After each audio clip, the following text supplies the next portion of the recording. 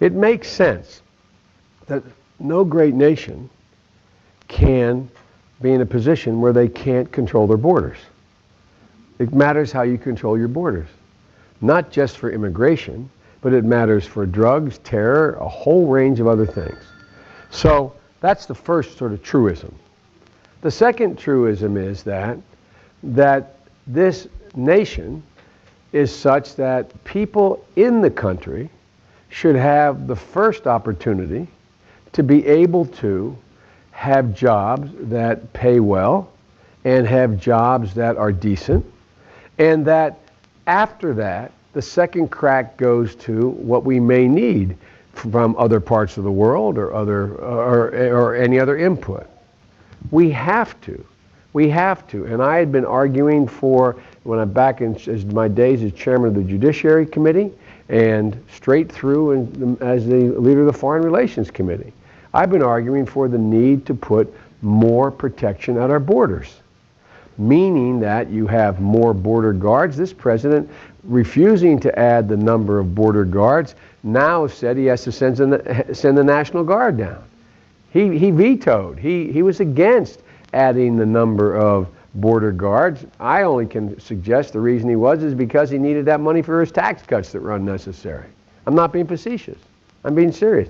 Again, show me what you value.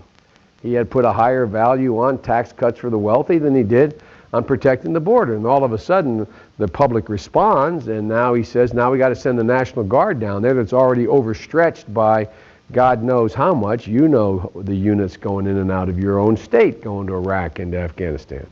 So I think what you have to do is you have to have a significant increase in the security at the border, including limited elements where you actually have a fence. Not a fence 3,000 miles like these folks are talking about, but you've got to, there are certain places people can go over and under a fence, but you can't take 100 kilos of cocaine over and under a fence. And what you do when you have limited places where fences are in populated areas, you force these drug dealers and others around, making it easier to apprehend because there's fewer places to come through.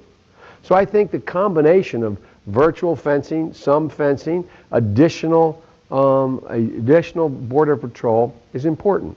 It's amazing how the free enterprise system and my conservative business friends talk about free enterprise and the right of competition and supply and demand.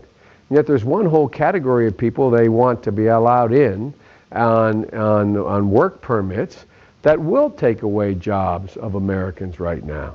We need seasonal agricultural workers, it makes sense, and we need special H-1B people where we don't have enough people to fill spots that are needed at the high end, the high-tech end. I understand that. But I don't go for this idea of having the allowance of a significant increase, several 100,000 people a year, to take regular jobs, particularly in the construction industry. When you have another 300,000 people competing to hang drywall, figuratively speaking, or to carry bricks up a stairway up to the 15th story of a building, or to do a lot of other work in the construction area, guess what it allows the employer to do? Keep the wage lower. We have plenty of Americans that take those jobs. We don't have Americans who aren't willing to take those jobs. But the reason why the employers want this extra influx on a temporary basis, in my view, is it drives costs down. That's not fair to Americans. So you have to hold employers responsible in this measure here. Hold them responsible that they have to hire Americans first. Only if there's no Americans available for the job should we be promoting the idea of bringing in extra workers, in my view. 15 years from now, we're going to be saying, what are we going to do about the flow of illegals into the country of the United States of America? So they're the elements of the way I'd go about dealing with it. It's hard, it's difficult, it's susceptible to demagoguery, but the basic facts are employers have to be held accountable for unscrupulous practices of bringing people here in order to keep wages down. We have to protect our border by putting more infrastructure and investment in the border to be able to control it, not just for immigration, but for drugs. And we have to provide a pathway for the people who are here that earn the opportunity to become American citizens.